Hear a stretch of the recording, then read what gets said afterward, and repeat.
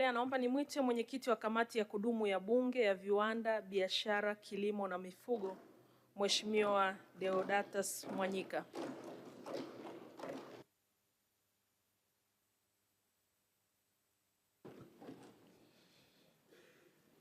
Mheshimiwa Mwenyekiti, awali ya yote namshukuru Mwenyezi Mungu mwingi wa rehema kwa kuniwezesha kusimama mbele ya bunge lako tukufu ili niwasilishe taarifa ya kamati ya kudumu ya Bunge ya Viwanda, Biashara, Kilimo na Mifugo kuhusu utekelezaji wa bajeti ya Wizara ya Kilimo ya mwaka wa fedha 2025/2026. Pamoja na maoni ya ushauri na kamati kuhusu makadirio ya mapato na matumizi ya wizara hiyo kwa mwaka wa fedha 26/27. Baada ya kusema hayo, naomba taarifa yote ya kamati iwekwe kwenye kumbukumbu za taarifa rasmi za Bunge, yani Hansard, kama ilivyowasilishwa mezani kwako. Mheshimiwa Mwenyekiti, ili kukidhi matakwa ya kanuni ya 129 fasili ya 9 ya kanuni za Bunge, taarifa hii imegawanyika katika sehemu zifuatazo. Sehemu ya kwanza inatoa maelezo ya jumla kuonyesha msingi na muundo wa taarifa pamoja na namna kamati iliyofanya kazi. Sehemu ya pili ni uchambuzi wa utekelezaji wa bajeti wa ofisi hii kwa mwaka wa fedha 2025/2026. Sehemu ya tatu ni uchambuzi wa makadirio ya mapato na matumizi kwa mwaka wa fedha 2026/2027. Sehemu ya 4 inahusu maoni na ushauri wa kamati, na sehemu ya 5 ni hitimisho. Mawanda ya uchambuzi. Mheshimiwa Mwenyekiti, taarifa ya utekelezaji wa bajeti na makadirio ya mapato na matumizi ya Wizara ya Kilimo inagusa mafungu matatu: fungu 43 ambalo ni Wizara ya Kilimo, fungu 24 Tume ya Maendeleo ya Ushirika, na fungu 5 Tume ya Taifa ya Umwagiliaji. Naomba kutoa taarifa mbele ya bunge lako tukufu kuwa kamati ilichambua taarifa ya utekelezaji wa bajeti na makadirio ya mapato na matumizi kwa mafungu yote matatu tarehe 19 mpaka tarehe 23 Machi 2026. Matokeo ya uchambuzi na tathmini ya utekelezaji wa bajeti ya mwaka wa fedha 2025/2026. Mheshimiwa Mwenyekiti, katika vikao vya kamati vilivyoketi tarehe 19 na tarehe 23 ya mwezi Machi 2026, kamati ilipokea, kujadili na kuchambua taarifa ya Wizara ya Kilimo zilizohusu pamoja na mambo mengine utekelezaji wa bajeti ya wizara hiyo kwa mwaka wa fedha 2025/2026. Taarifa hiyo iliwasilishwa na Mheshimiwa Daniel Godfrey Chongolo, mbunge, waziri wa Kilimo. Uchambuzi wa kamati kuhusu taarifa hizo umeangazia maeneo makuu manne yafuatayo: A, makusanyo ya maduhuli kuanzia Julai 2025 hadi Februari 2026. B, mwenendo wa upatikanaji wa fedha za bajeti na za matumizi ya kawaida na maendeleo kwa kipindi cha Julai 2025 hadi Februari 2026. C, taarifa ya utekelezaji wa miradi ya maendeleo iliyotengewa fedha kwa mwaka wa fedha 2025/2026. Na D, uzingatiaji wa ushauri wa kamati ya Bunge uliotolewa na Bunge wakati wa kujadili makadirio ya matumizi ya mwaka wa fedha 2025/2026. Mheshimiwa Mwenyekiti, mambo haya yanatoa taswira muhimu kwa Bunge kuhusu utekelezaji wa majukumu ya wizara hii kwa mwaka wa fedha 2025/2026. Uchambuzi na utekelezaji wa bajeti ya mwaka wa fedha 2024/2025. Mheshimiwa Mwenyekiti, taarifa ya utekelezaji wa bajeti na makadirio ya mapato na matumizi ya Wizara ya Kilimo inajumuisha mafungu matatu ya kilimo, fungu 43, Tume ya Maendeleo ya Ushirika, fungu 24, na Tume ya Taifa ya Umwagiliaji, fungu 05. Taarifa ya fedha zilizovuka mwaka 2024/2025. Mheshimiwa Mwenyekiti, katika kipindi cha mwaka wa fedha 2024/2025, Wizara ya Kilimo fungu 43 iliomba kibali cha kuvuka na jumla ya shilingi bilioni 48.79 ili kutekeleza kazi mbalimbali za maendeleo zikiwemo kugharimia ununuzi wa mbolea, ruzuku za mbolea, ununuzi wa nafaka na kugharimia madeni yaliyotokana na biashara ya pamba msimu wa kilimo 2019 mpaka 2020. Aidha, kwa upande wa Tume ya Taifa ya Umwagiliaji fungu 05, fedha zilizovuka mwaka 2024/2025 ni shilingi bilioni 23.03 ambapo zilitumika kulipa madai ya wakandarasi. Makusanyo ya maduhuli kwa Wizara ya Kilimo fungu 43. Mheshimiwa Mwenyekiti, katika mwaka wa fedha 2025/2026, Wizara ya Kilimo fungu 43 ililenga kukusanya maduhuli ya jumla ya shilingi bilioni 8.66 kutoka katika mapato ya mfuko mkuu wa serikali na shilingi bilioni 24.21 kutoka katika mfuko wa maendeleo ya kilimo. Hadi kufikia mwezi Februari 2026, Wizara ya Kilimo ilikuwa imekusanya jumla ya shilingi bilioni 42.25 sawa na asilimia 128.48. Ukusanyaji huo wa mapato unaonyesha kuwa umevuka malengo ambayo wizara ilijiwekea. Mchanganuo wa makusanyo hayo unaonekana katika jedwali namba 1. Mheshimiwa Mwenyekiti, kwa mwenendo huu ni wazi kuwa wizara inaweza kufanya tathmini na kuongeza lengo la makusanyo kwa mwaka wa fedha 2026/27 kwa kuimarisha matumizi ya mfumo wa e-kilimo katika ukusanyaji wa mapato na kudhibiti utoroshaji wa mazao mipakani. Makusanyo ya maduhuli kwa Tume ya Taifa ya Umwagiliaji fungu 05. Mheshimiwa Mwenyekiti, katika mwaka wa fedha 2025/2026 Tume ya Taifa ya Umwagiliaji ilijiwekea lengo la kukusanya jumla ya shilingi bilioni 3.6. Hadi kufikia mwezi Februari 2026, tume ilikuwa imekusanya shilingi bilioni 1.9 sawa na asilimia 53.2 ya lengo lililokusudiwa. Mchanganuo wa makusanyo hayo unaonekana katika jedwali namba 2. Mheshimiwa Mwenyekiti, makusanyo ya maduhuli kwa fungu 05 yamefikia asilimia 53.2 ya lengo kwa mwaka. Kwa kiwango hicho cha makusanyo si cha kuridhisha, kwani hadi Februari 2026 kiwango cha makusanyo kilipaswa kufikia asilimia 75. Mheshimiwa Mwenyekiti, kushindwa kukusanya maduhuli kwa kiwango kisichotosheleza kunapunguza uwezo wa tume kutekeleza majukumu yake kwa ufanisi. Ili kuondokana na athari hizo, ni rai ya kamati kuwa Tume ya Taifa ya Umwagiliaji iongeze kasi ya kubuni mikakati itakayowezesha ukusanyaji wa maduhuli kupitia mifumo madhubuti ili kufikia lengo lililokusudiwa katika mwaka wa fedha 2026/2027. Upatikanaji wa fedha za matumizi ya kawaida. Mheshimiwa Mwenyekiti, katika mwaka wa fedha 2025/2026 Wizara ya Kilimo imeidhinishiwa jumla ya shilingi trilioni 1.19 kupitia fungu 43, fungu 05 na fungu 24. Wizara ya Kilimo fungu 43. Mheshimiwa Mwenyekiti, katika mwaka wa fedha 2025/2026 Wizara ya Kilimo iliidhinishiwa na Bunge bajeti ya shilingi bilioni 135.98 kwa ajili ya matumizi ya kawaida na fedha kwa ajili ya miradi ya maendeleo ilikuwa shilingi bilioni 652.27. Hadi kufikia Februari 2026, wizara ilipokea jumla ya shilingi bilioni 65.18 kwa ajili ya matumizi ya kawaida sawa na asilimia 47.93 ya bajeti iliyotengwa. Kwa upande wa fedha za maendeleo, wizara ilipokea jumla ya shilingi bilioni 361.29 sawa na asilimia 55.39. Mchanganuo unaonekana katika jedwali namba 2. Mheshimiwa Mwenyekiti, tathmini ya mapokezi ya fedha za matumizi ya kawaida si wa kuridhisha, kwani asilimia 47.93 ya fedha iliyotengwa imepokelewa. Endapo hali hiyo itaendelea hadi itakapofika mwezi Juni 2026 wakati wa kuhitimisha mwaka huu wa fedha, ni dhahiri kuwa wizara itashindwa kutekeleza majukumu yake kikamilifu. Mheshimiwa Mwenyekiti, katika uchambuzi uliofanywa na kamati umebaini mambo mbalimbali kuhusu utekelezaji wa bajeti ya miradi ya maendeleo kama ifuatavyo. A. Kiasi cha fedha kilichopokelewa kwa miradi ya maendeleo ni asilimia 55.39 ya fedha zilizoidhinishwa na Bunge kwa ajili hiyo.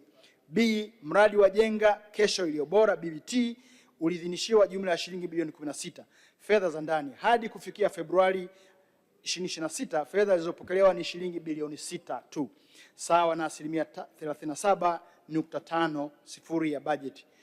Utolewaji huu wa fedha umeathiri utekelezaji wa miradi ya BBT na hivyo kupelekea kushindwa kufikia malengo ya kuongeza ajira zenye staha na ushiriki wa vijana na wanawake kwenye kilimo. C. Miradi mingine ya maendeleo iliyoathirika kutokana na mtiririko huu wa fedha ni mradi wa upatikanaji wa pembejeo za kilimo nchini, programu ya maendeleo ya kilimo ambayo tayari ipo kwenye hatua mbalimbali za utekelezaji, jambo linaloathiri utekelezaji wa ilani ya uchaguzi wa Chama cha Mapinduzi kilichoahidi kuendelea kusimamia mapinduzi ya kilimo ili kuhakikisha kinaendelea kuwa chenye tija na kinachotumia teknolojia ya kisasa. Tume ya Taifa ya Umwagiliaji. Mheshimiwa Mwenyekiti, kwa mwaka wa fedha 2025/2026 Tume ya Taifa ya Umwagiliaji fungu 05 iliidhinishiwa jumla ya shilingi bilioni 73.41 kwa ajili ya matumizi ya kawaida na fedha za maendeleo ni shilingi bilioni 308.72. Hadi kufikia mwezi Februari 2026 fedha za matumizi ya kawaida iliyopokelewa ni shilingi bilioni 9.41 sawa na asilimia 14 ya fedha iliyoidhinishwa, na fedha ya maendeleo kiasi cha shilingi bilioni 141.25 sawa na asilimia 45.7. Mchanganuo wa upokeaji unaonekana katika jedwali namba 5. Mheshimiwa Mwenyekiti, tathmini inaonyesha kuwa hadi Februari 2026 upatikanaji wa fedha za bajeti katika Tume ya Taifa ya Umwagiliaji kwa ajili ya matumizi ya kawaida na miradi ya maendeleo hauridhishi. Aidha, kutolewa kwa fedha za matumizi ya kawaida kwa asilimia 14.45 tu kwa kiasi kikubwa kunakwamisha uendeshaji wa majukumu ya tume. Mheshimiwa Mwenyekiti, kutokupokelewa kikamilifu kwa fedha za miradi iliyotengwa kuna athari kwa tume ya kushindwa kutekeleza azma yake ya kuongeza uzalishaji wa chakula na usimamizi wa mipango iliyokusudiwa kutekelezwa. Ni maoni ya kamati kuwa fedha za maendeleo, hususan fedha zilizotengwa kutekeleza miradi ya sekta ya umwagiliaji, zitolewe ili kukamilisha miradi iliyokusudiwa kutekelezwa na kupunguza malimbikizo ya madeni ya wakandarasi na wazabuni, jambo linalopelekea kuongezeka kwa madeni kutokana na riba na hivyo kupelekea hasara kwa serikali. Tume ya Maendeleo ya Ushirika. Mheshimiwa Mwenyekiti, kwa mwaka wa fedha 2025/2026 Tume ya Taifa ya Maendeleo ya Ushirika fungu 24 iliidhinishiwa jumla ya shilingi bilioni 21.87 kwa ajili ya matumizi ya kawaida na fedha za maendeleo shilingi milioni 697. Hadi kufikia Februari 2026, fedha za matumizi ya kawaida iliyopokelewa ni shilingi bilioni 9.4 sawa na asilimia 58.30 ya fedha iliyoidhinishwa, na fedha ya maendeleo kiasi cha shilingi milioni 278 sawa na asilimia 40. Mchanganuo wa upokeaji wa fedha unaonekana katika jedwali namba 6. Mheshimiwa Mwenyekiti, tathmini ya mapokezi ya fedha kwa mfungu 24 Tume ya Maendeleo ya Ushirika inaonekana kuwa si ya kuridhisha. Kwa upande wa fedha za maendeleo, na endapo hali hiyo itaendelea hadi itakapofika mwezi Juni 2026 wakati wa kuhitimisha mwaka wa fedha wa 2025/2026, ni dhahiri kuwa miradi iliyotengewa fedha katika mwaka huu haitatekelezwa, kama vile miradi wa kuimarisha ushirika wa bustani za mazao ya mboga ambao ulitengewa shilingi milioni 418 na hakuna fedha iliyopokelewa. Kamati inashauri kuwa fedha zilizotengwa kwa ajili ya miradi ya maendeleo zitolewe ipasavyo ili wananchi waweze kunufaika na miradi iliyopanga kutekelezwa. Utekelezaji wa miradi ya maendeleo. Mheshimiwa Mwenyekiti, katika Wizara ya Kilimo na mafungu yake matatu, kamati ilitembelea na kukagua miradi miwili iliyoko Morogoro na Dodoma kuzingatia masharti ya kanuni ya 120 fasili ya kwanza ya kanuni za Bunge. Kamati ilitembelea na kukagua miradi ifuatayo: 1. Mradi wa ukarabati wa maabara taifa ya mbegu TOSCI Morogoro. Mheshimiwa Mwenyekiti, kamati ilitembelea na kukagua mradi wa ukarabati wa maabara TOSCI Morogoro. Ukarabati huo ulilenga kuongeza ukubwa wa maabara kutoka mita za mraba 825 na kufikia mita mraba 1715. Mradi huu ulianza tarehe 19 Septemba 2024 na ulitarajiwa kukamilika tarehe 17 Machi 2026. Mheshimiwa Mwenyekiti, kamati ilielezwa kuwa mradi huu hadi kukamilika unatarajiwa kugharimu jumla ya shilingi bilioni 1.98 ikiwa ni fedha za ufadhili kutoka mfuko wa kimataifa wa maendeleo ya kilimo. Hadi kufikia tarehe 2 Machi 2026, jumla ya shilingi bilioni 1.22 zimetumika na utekelezaji wa mradi umefikia asilimia 86.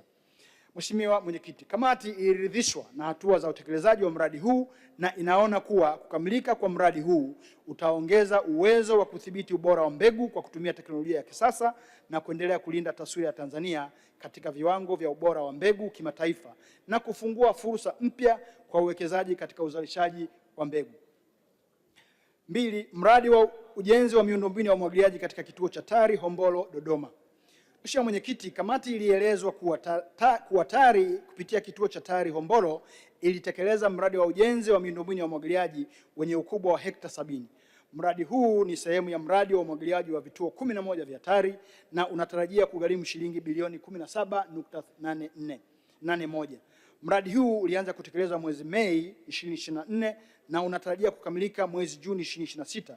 Utekelezaji wa mradi huu umefikia asilimia 90. Mheshimiwa Mwenyekiti, mradi huu utatekelezwa kwa ujenzi wa miundombinu ya kutoa maji katika bwawa la Hombolo na kusafirisha mpaka mashamba ambako kunajengwa na kusimikwa miundombinu ya umwagiliaji aina ya Central Pivot na Gum Sprinkler System. Kukamilika kwa mradi huu kutaimarisha kazi ya utafiti wa kilimo kwa kuwezesha majaribio kufanyika kwa mwaka mzima, kuongeza eneo la uzalishaji wa mbegu kutoka hekta 3.6 hadi 73.6. Kuongeza mapato ya ndani yanayotokana na mauzo ya mbegu kutokana na ongezeko la uzalishaji wa mbegu. Mheshimiwa Mwenyekiti, kamati inampongeza Mheshimiwa Daktari Samia Suluhu Hassan, Rais wa Jamhuri ya Muungano wa Tanzania, kwa jitihada zake za kuwekeza kwenye miundombinu ya umwagiliaji na utafiti itakayosaidia wizara kupitia taasisi zake kugundua, kubuni na kuongeza upatikanaji wa teknolojia zinazojibu changamoto za kilimo nchini. Teknolojia hizi zitawafanya wakulima kuongeza tija katika uzalishaji na hivyo kuchangia kuondoa umaskini na kukuza uchumi wa mtu mmoja mmoja na taifa kwa ujumla. Uzingatiaji wa ushauri wa kamati. Mheshimiwa Mwenyekiti, wakati wa uchambuzi wa bajeti ya Wizara ya Kilimo kwa mwaka wa fedha 2025/2026, kamati ilitoa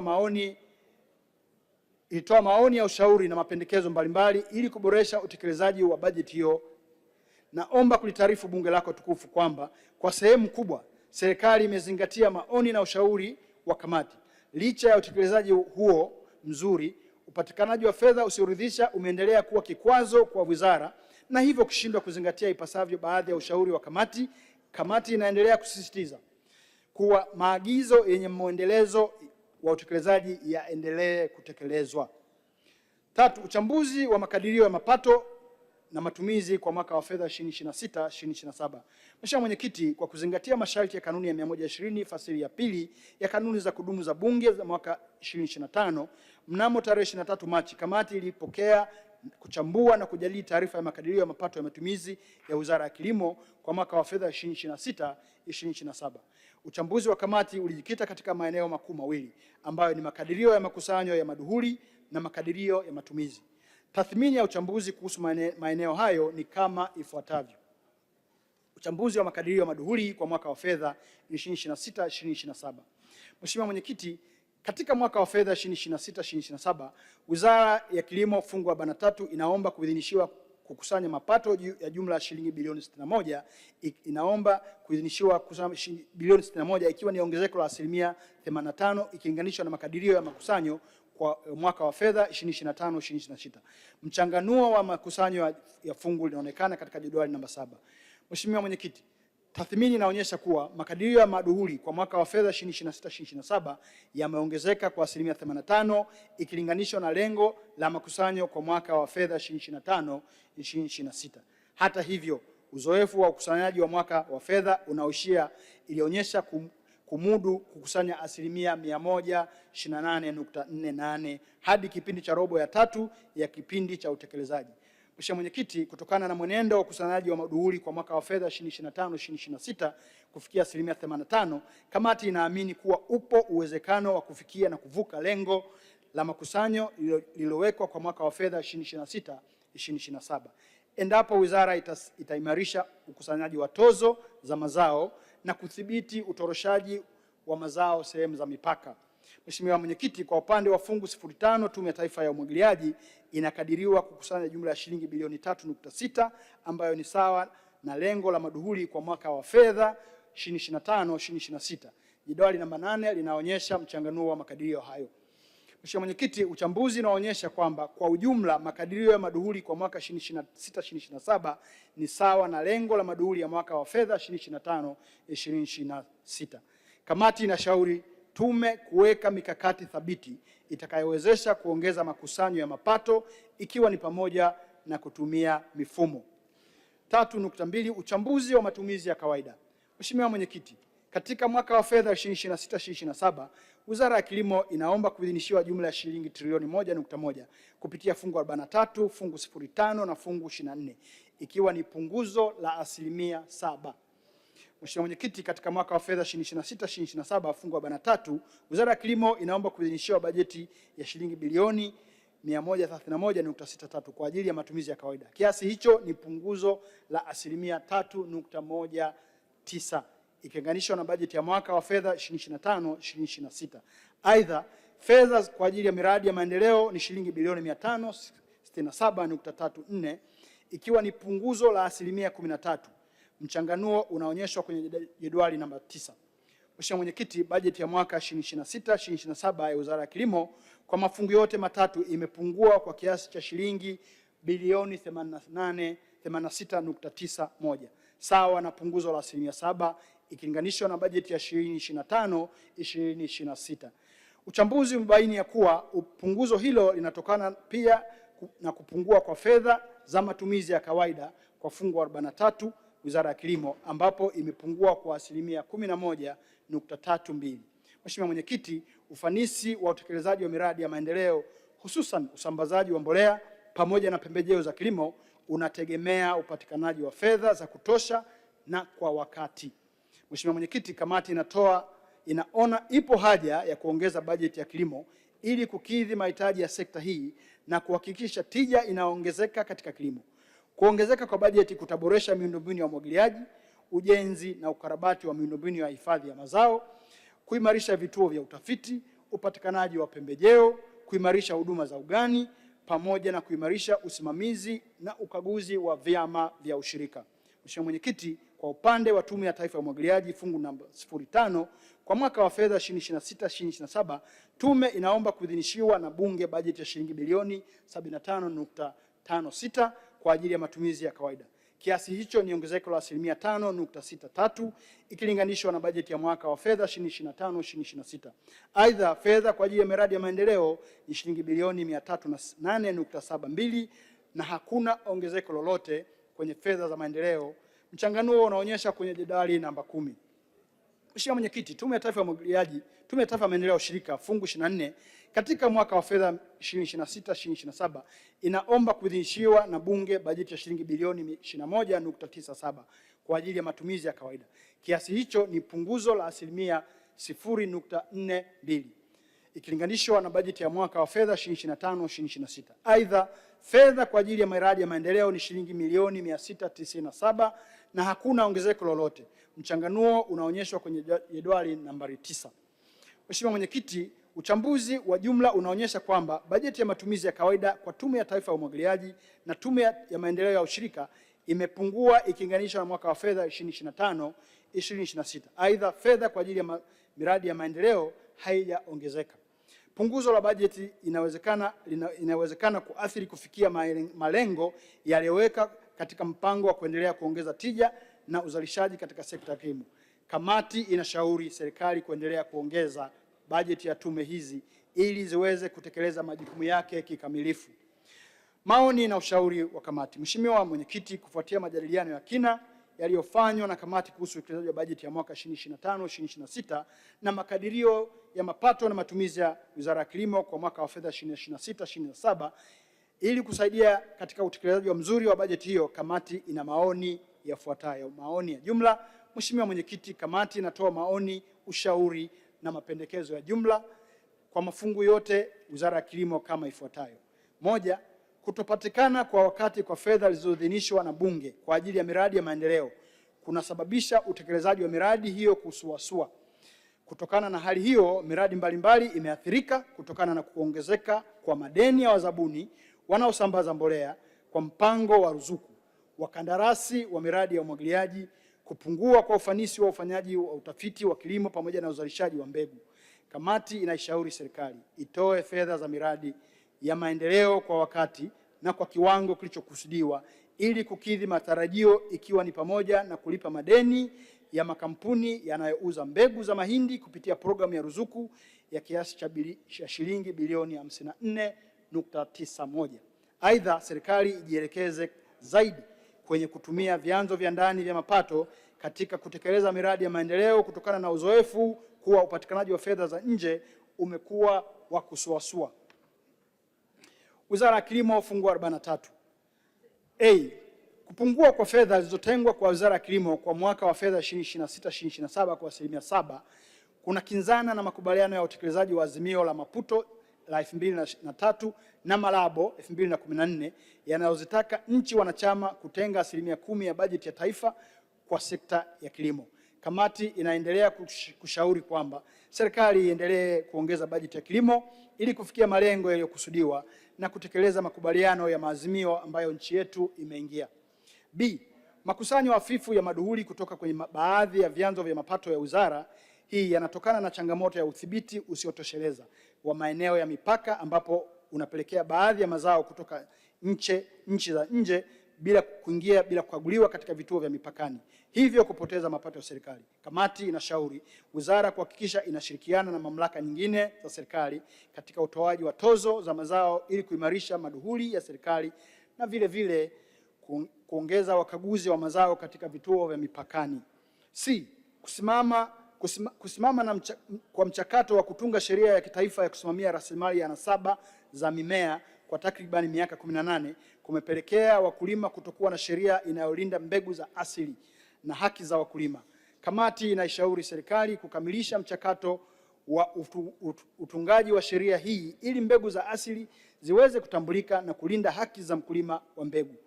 Aidha, kuwepo kwa sheria kutasaidia kuongezeka kwa uzalishaji wa mbegu za asili na hivyo kusaidia upatikanaji wa lishe bora na kuchangia kujitosheleza kwa virutubisho na kupunguza ulazima wa uhitaji wa virutubisho vya viwandani. D. Kutokana na athari zinazoweza kujitokeza kwenye tasnia ya mbolea nchini kufuatia migogoro inayoendelea kati ya Marekani, Israel na Iran, jambo ambalo litapelekea kupanda kwa bei ya mbolea pamoja na kuvurugika kwa mnyororo wa ugavi na hivyo kupelekea kupanda kwa gharama za uzalishaji kwa wakulima nchini. Kamati inashauri serikali kufanya yafuatayo: moja, kuviwezesha viwanda vinavyozalisha mbolea na visaidizi vya mbolea ndani ya nchi kwa kutekeleza mpango maalum wa ruzuku ili kupunguza gharama za uzalishaji. Mbili, kuwa na mpango mahususi wa kuhakikisha mbolea inapatikana kwa wakati, ni pamoja na kuwezesha kampuni zinazoagiza mbolea nchini kuingiza mbolea kutoka maeneo mbalimbali yanayozalisha mbolea duniani. Na tatu, kulipa madai ya makampuni yanayouza mbolea kupitia programu ya ruzuku kiasi cha shilingi bilioni 398.32. Kati ya kiasi hicho, Tanzania Fertilizer Company inadai takriban shilingi bilioni 43. Hii kutokana na kufungwa kwa viwanda vingi vya chai nchini. Soko la chai limekuwa changamoto kubwa, jambo linalopelekea kuinyima sekta ya kilimo fursa ya kuchangia ipasavyo katika uchumi, ikiwa ni pamoja na kuwakatisha tamaa wakulima. Kamati inashauri serikali kuchukua hatua mahususi na madhubuti, ikiwa ni pamoja na kutafuta wawekezaji wenye uwezo wa kuwekeza na kuendesha viwanda vya chai nchini na kutafuta masoko ya nje. Aidha, serikali iandae mkakati mahususi wa kuinua zao la chai nchini kwa kutatua changamoto mbalimbali ili wananchi waendelee kulima zao la chai. Vile vile, serikali iweke mkakati wa kuwawezesha wakulima kuwa na viwanda vidogo vidogo vya kusindika chai. F. Matumizi ya zana za kilimo bado ni changamoto kwa wakulima wengi nchini. 44% ya wakulima bado wanatumia jembe la mkono, jambo linalopelekea wakulima wengi kuzalisha bila tija. Kamati inashauri serikali kuongeza upatikanaji wa huduma za zana za kilimo za kisasa kwa kununua matrekta na power tillers pamoja na zana nyingine, na vile vile kuongeza vituo vya kutoa huduma za zana za kilimo ili kuongeza upatikanaji wa huduma za zana za kilimo kwa wakulima na kupunguza gharama za uzalishaji na kuongeza tija. Aidha, kamati inashauri serikali iandae mwongozo maalum wa usimamizi wa utekelezaji wa vituo hivyo kwa kutoa huduma za zana za kilimo kwa kuwa uzoefu unaonyesha zana hizi hukosa usimamizi na kuharibika. G. Matumizi yasiyo sahihi ya pembejeo za kilimo, yaani mbegu bora, viuatilifu na mbolea zinazopelekea wakulima wengi kupunguza uzalishaji, uharibifu wa udongo, ubora mdogo wa mazao. Kamati inashauri serikali iendelee kutoa elimu kwa wakulima kuhusu matumizi sahihi ya pembejeo za kilimo ili kufikia lengo la kuongeza uzalishaji na ukuaji wa kilimo kufikia 10% ya ifikapo 2030.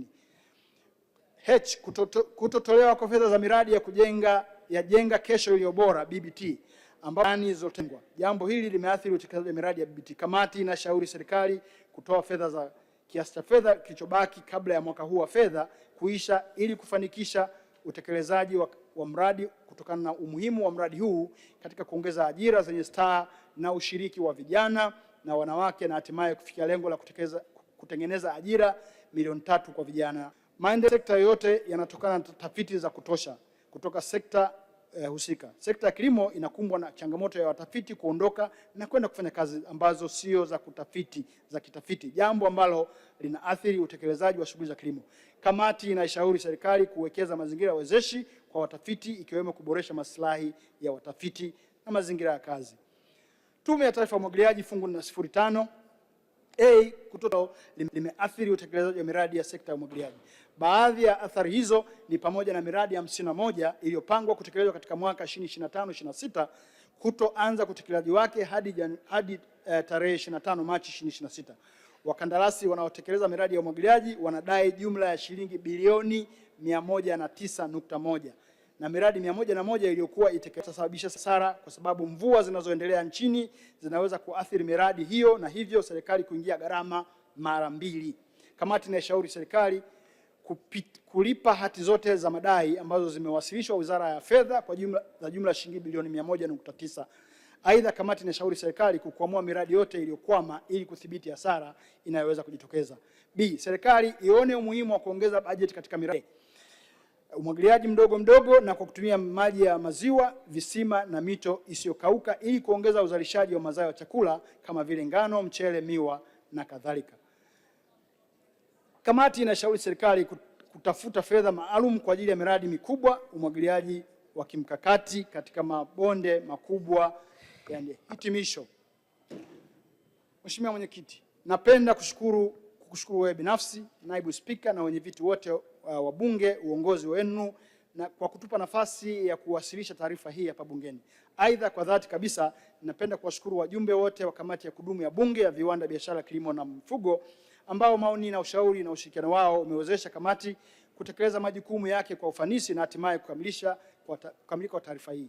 Naomba majina yao yaingizwe kwenye taarifa za Hansard kama ilivyowasilishwa. Mheshimiwa Mwenyekiti, kwa niaba ya wajumbe wa kamati napenda kumshukuru na kumpongeza Mheshimiwa Daktari Samia Suluhu Hassan, Rais wa Jamhuri ya Muungano wa Tanzania kwa kuona umuhimu wa sekta ya kilimo kwa kipindi chote cha uongozi wake. Pia napenda kuwapongeza Mheshimiwa Daniel Godfrey Chongolo, mbunge, waziri wa kilimo, na Mheshimiwa David Ernest Silinde, mbunge, naibu waziri wa kilimo, kwa ushirikiano mkubwa wanaoipa kamati ambao kwa sehemu kubwa umechangia kuiwezesha kamati kutekeleza shughuli zake kikamilifu. Na washukuru pia watendaji wote wa Wizara ya Kilimo na taasisi zilizo chini ya wizara wakiongozwa na Katibu Mkuu Bwana Gerald Godfrey Mweli akisaidiwa na manaibu makatibu Profesa Peter Msofe na ndugu Engineer Athman Kilundumia. Mheshimiwa Mwenyekiti, kwa namna ya pekee namshukuru Katibu wa Bunge ndugu Baraka Leonard kwa kuwaongoza vyema watumishi wa ofisi ya Bunge katika utaratibu na usimamizi wa shughuli za kamati kwa ujumla hadi kukamilika kwa ripoti hii. Mheshimiwa Mwenyekiti, baada ya maelezo hayo sasa naliomba Bunge lako tukufu likubali kuidhinisha makadirio ya mapato na matumizi ya kilimo fungu 43, fungu 24 na fungu 05 kwa mwaka wa fedha 2026/2027 kama lilivyowasilishwa na mtoa hoja. Mheshimiwa Mwenyekiti, naomba kuwasilisha na ninaunga mkono hoja.